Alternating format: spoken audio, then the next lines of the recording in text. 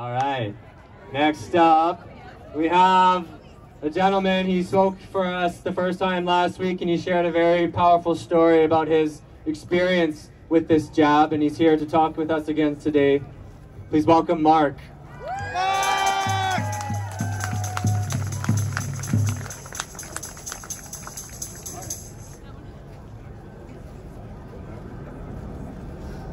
So, earlier this week, January 18th, was Martin Luther King Day.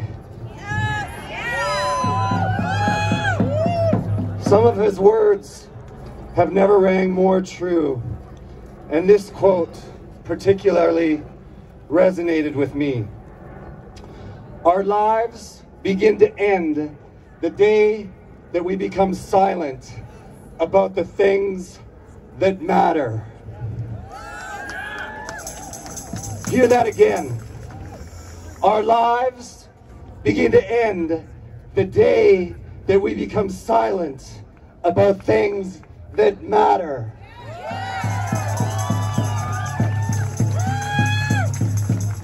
So what really matters? Freedom. Unity. Today, I've been told that from cardiologists that I may be dying. I told them that because I was forced to take a vaccine that I did not want, that I may be dying. So what really matters for me is my next labored breath. And that I'm here today with all of you. I'm so grateful. Love you!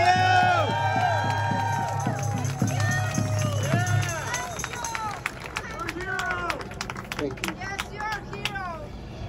For the first year of this so-called pandemic, I was happily quiet, not questioning the news and our supposed leaders, and simply following the science.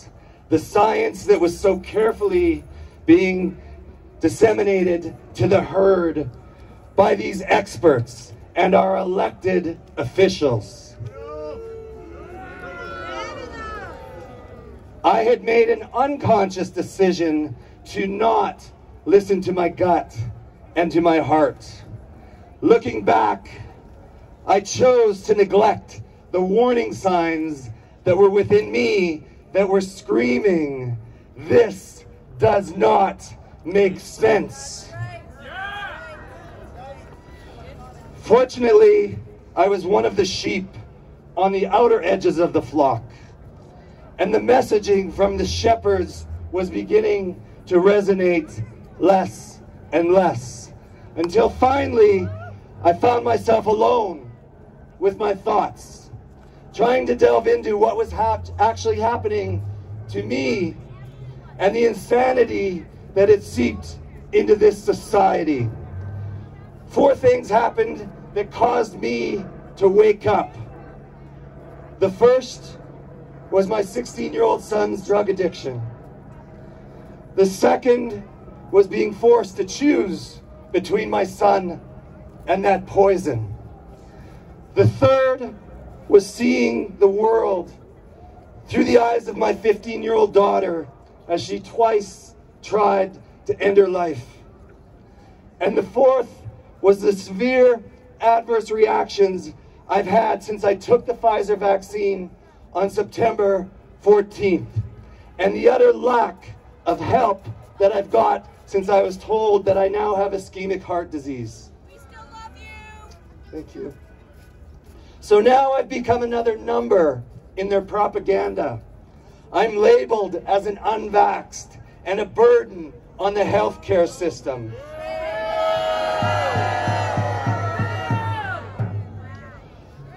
All because I won't take the next dose, a dose that I know will surely kill me. The irony is sickening. So through all this, I've had my eyes pried open, slowly over the first few months, and then abruptly, almost violently in the past 4 months. Am I a sacrificial lamb? One of the faceless millions whose voices you never hear? Perhaps I am.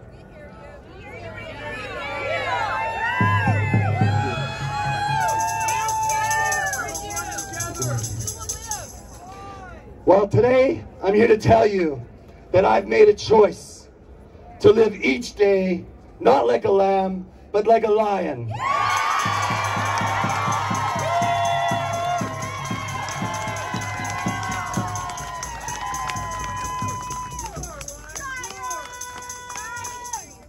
Back in 2020, Anthony Fauci said we'd reach herd immunity at 70%, and then we would all be safe.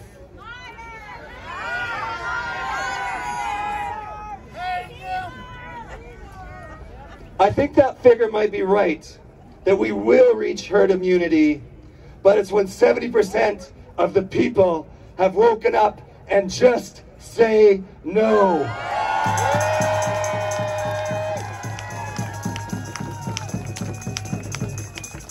Say no to masks. Say no to passports. Say no to ridiculous lockdowns. Say no with a clenched fist to anybody that comes close to your kids with a needle.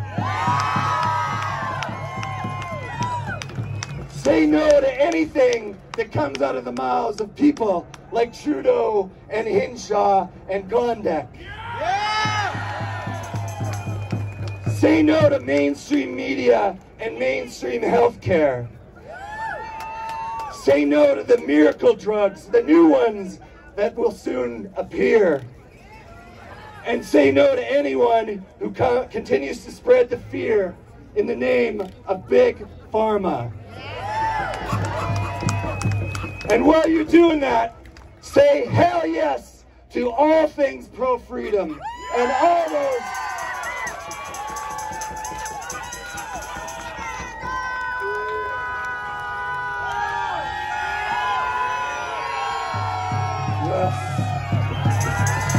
freedom. Freedom.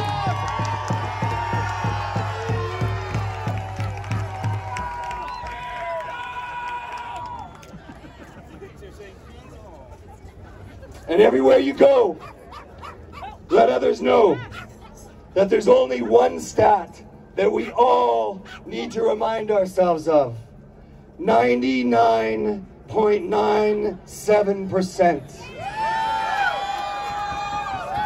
99.97% survival rate is what we must remind everyone as we battle against the biggest and most evil marketing campaign this world has ever known.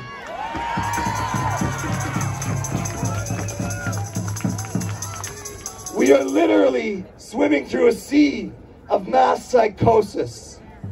It's not here. And feel that freedom, because there's no mass psychosis here. We're in a world where those who've been indoctrinated are pointing fingers at us for trying to free them from their chains. I came across an elderly lady, her car stuck in an alley. Her tires were just spinning. Almost without thought, the Good Samaritan me decided to lend her a hand. As I approached her car, I could see her masked face. Her eyes looked wild with fear. I calmly told her, stop trying to go full speed ahead. She roared the engine even harder, going nowhere and becoming more stuck. When I asked her to roll down her window, she yelled at me through the glass, "Go away! You don't have a mask, and I don't want your help." As I backed away, I smiled, and I simply said, "Okay, good luck. I hope you get the help you need."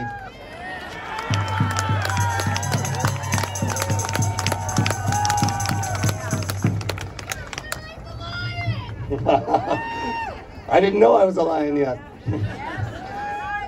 But this is the world that we now live in, though.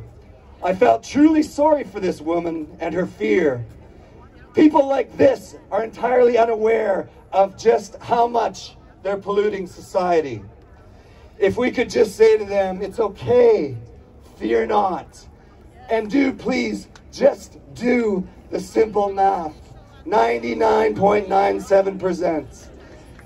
Every day, new people are waking up, and millions of others will be opening their eyes to a new reality in the coming months, thanks to you people.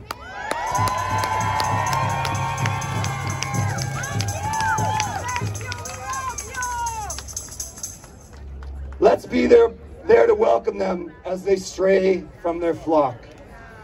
So what I ask of you, my friends, is to rise up, to help those sleepwalking wake up to the fact that their deep slumber is not protecting them, that these drugs are not protecting them, that these governments are not protecting them, that indeed they are being preyed upon. And by opening their eyes, by questioning their realities, and by questioning the authorities they once trusted, we will actually find our safe place together. So rise up, Calgary. Rise up, my fellow freedom fighters. And remember, never, ever be silent about the things that matter. Thank you.